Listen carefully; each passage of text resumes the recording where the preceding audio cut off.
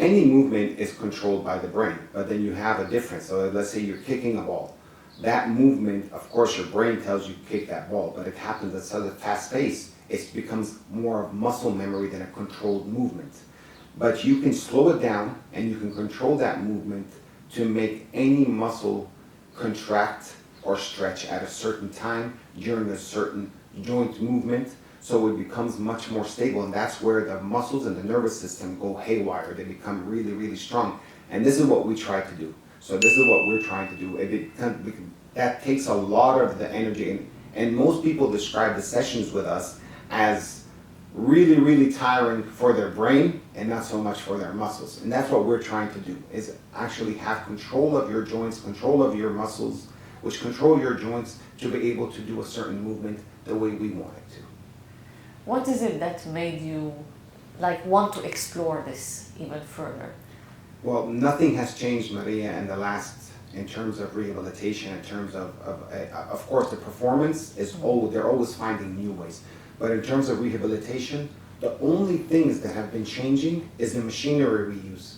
But the way we actually view the way the body works hasn't changed. So a hamstring strain today, a grade 2 hamstring strain, takes between 3 to 6 weeks to fix, or 3 to 8 weeks, to fix, depending on, because different people say different things about, a type 2 hamstring strain can be graded in different ways, depending on how deep it is, where it is, or whatever it is, or how big it is, so on and so forth.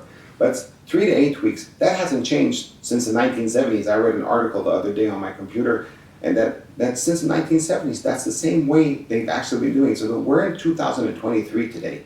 That's 50 years down the line. How come every other industry has changed and has progressed so far, but this industry hasn't? It just doesn't make sense. Yeah. Of course, we have certain machines that we use now that makes it better and better and better, but we're still using them with the same ideology as we should be. But if you use those great machines to your benefit, then a lot of things will change. The body is wonderful, and it shouldn't be taking this long to fix an injury. Yeah. What was the shortest, let's say, amount of time you, managed to get rid of a hamstring injury? Oh, if I had full control, without us having to go through, let's just say the politics. Politics. Involved. I've done the World Cup. I had an athlete, Moroccan athlete that played in the World Cup that had a grade 2 hamstring strain the day before he traveled to Qatar, and I got him back training with the team in 3 days. 3 days. 3 days, great type 2 hamstring strain, grade 2 hamstring strain. Of course, they allowed me, of course, his team over there did some wonderful work, but they allowed me to do whatever I wanted at the time. So I was doing whatever I wanted. On Zoom. Yeah. On I Zoom. couldn't waste any time. Yeah. I couldn't waste any time. But I'd worked with this athlete before, so he understands what I'm asking of him. So this was, I would say this was the fastest, and he played his first game and 10 days after, and he scored his goal. So it was a really nice moment, a really nice moment to see this type of thing happen. I've done a lot more things, and this happens on a daily basis. That's what I do. That's my type of work.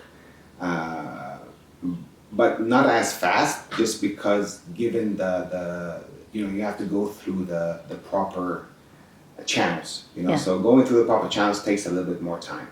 Yeah. So are athletes contacting you after an injury or before?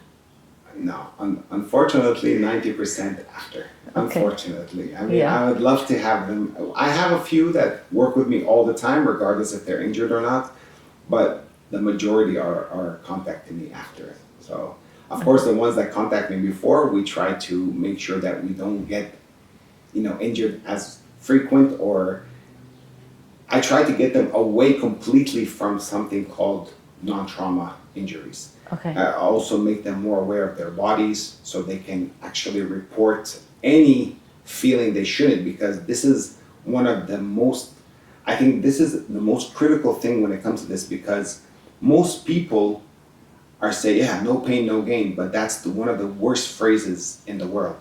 Okay. Because the body tells us it's in pain for a reason. It's giving us a signal, it's giving us a warning, you know. So changing the perspective of, okay, listen to me, you shouldn't have this feeling. You need to report it to me so that it doesn't get worse anytime. This is what's, you know, this is our journey with the athletes that I work with all the time. Okay.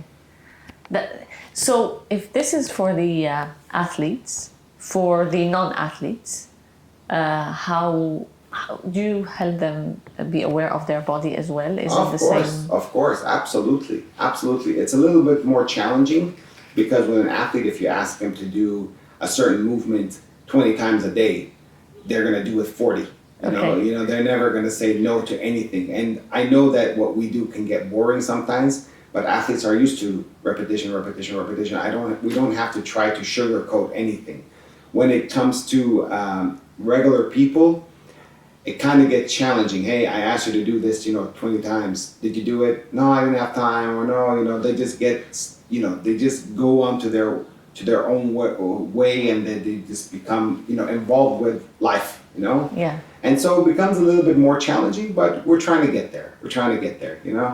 So that's how you get, it's through repetition that you get the muscles to behave in the way they should behave. The proper repetitions. Yeah, the proper repetition. Okay. Yeah, Okay, it's not just any rep, it's just not doing this any movement. It's proper. It depends on the injury. Yeah. So of course we ask certain people to do something, other people to do something completely different, but it depends on the injury. But you even the ones that the regular ongoing, like the regular gym ongoers or the regular, let's call them the average Joes and Janes. It's not as easy telling them, I know everybody has their own life. Some people have kids, job, but when you're in pain and you become pain-free, you become a totally, completely different person. And this is why I always ask them, please take responsibility. I never want anybody to be reliant on us. Yeah. So take responsibility. I'm educating you about your body. This is what you've been doing. This is your life. This is how you are. So you need to do this a few more times, and then do whatever you want. And then some people do, some people don't. So I'm gonna get back to this within like a minute, but I have a one question here. If you have a hamstring injury in a specific spot, let's say, right, in that sense, I hope I'm using the right terminology here. Would it come back in the same area? Because I remember when I first met you, you said if it comes here, it's not gonna come here again. Yeah. Okay. So. Well, hamstring is not here, but I'm just. Yeah. Like, so let's just say you have a hamstring strain, okay? Okay. And this hamstring strain gets healed, regardless of how the healing is, whether it's through our techniques or regular techniques or whatever it is. You build something called scar tissue, just like anything else. If you get cut, there's going to be a scar tissue here, and it becomes immobile. And we all have cuts from our childhood days or certain operations we've done or whatever. We all have cuts that have happened to us. And these cuts turn into scar tissue, and the scar becomes less mobile than any other skin. You can check any scar you have, you can check and see why doesn't the scar move like the tissue around it. Okay. The reason for this is because it's called scar tissue. And scar tissue is built up there. It becomes like, I don't know if you've seen these Japanese short videos where they say, when a jar breaks and you glue it back together, it becomes stronger than it actually was. It's kind of like this. So this area becomes more, but in a bad way, becomes more rigid. So you have areas that become more rigid in that way. Can it re-tear? Yes, the hamstring, yes, but not those specific fibers. That's why there's a particular way to actually get that person back to playing. That's why it's so important to bust out scar tissue, break up scar tissue, make sure that the muscles are moving properly. This is why assessment during every single movement is important, to make sure that the muscles are just flowing properly. And this is why every single movement we do is a test for that particular person doing the movement.